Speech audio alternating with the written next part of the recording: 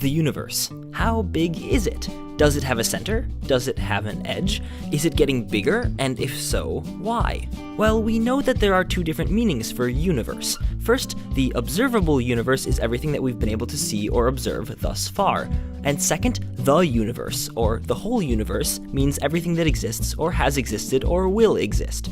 More specifically, the observable universe is the region of space visible to us from Earth. And since the universe is only about 13.8 billion years old, and light takes time to travel through space, then regardless of what direction we look, we see light that's been traveling at most 13.8 billion years. So it's logical to think that the observable universe must then be 2 times 13.77 equals 27.5 billion light years across. But it's not. That's because over time, space has been expanding, so the distant objects that gave off that light 13.8 billion years ago have since moved even farther away from us. Today, those distant objects are a bit more than 46 billion light years away. Multiply times 2 and you get 93 billion light years, the diameter of the observable universe. To give you a sense of scale, the size of the Earth within the observable universe is roughly equivalent to the size of a virus within the solar system. Although that doesn't help much because we can't really appreciate the incomprehensible smallness of a virus nor the bewildering bigness of our solar system either. So let's just say that the observable universe is stupendously big. But the whole universe, as far as we can tell, is a lot bigger. Space is most likely infinite, or at least it doesn't have an edge, though the difference between those is another story unto itself.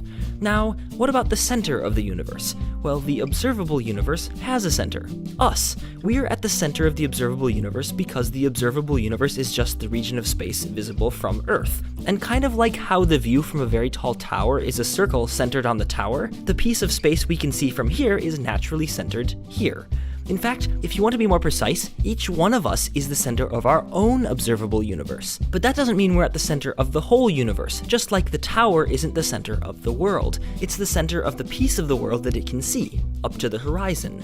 But just because you can't see beyond the horizon doesn't mean there's nothing there. And so it is with the observable universe. Looking up at the sky, we see light that's at most 13.8 billion years old and coming from stuff that's now 46 billion light years away. Anything farther is beyond the horizon. But each second, we see new, even older light coming from slightly farther away, 3 light seconds farther to be precise. And so our view of the cosmos is literally getting bigger all the time. All we have to do is wait and watch as the universe ages and light from more distant places has the time to get to us. So here we are, sitting at the center of our observable piece of the whole universe. How big is the universe? Well, the observable universe is currently 93 billion light years across. The whole universe is probably infinite. Does the universe have an edge? The observable universe does. It's 46 billion light years away in any direction. And the whole universe has a temporal edge, or what we call a beginning, but almost certainly not a spatial one. Does the universe have a center? Again, the observable universe does. You. The universe as a whole? Almost certainly not. And is the universe getting bigger? Yes, space is expanding, which makes both the observable universe and the whole universe bigger. Plus, over time, we see older and older light coming from farther and farther away, so our observable universe gets bigger that way too. And that, in a nutshell, is our view from the tower. You are the center of the universe, and so am I, and so is everyone else, and so is no one.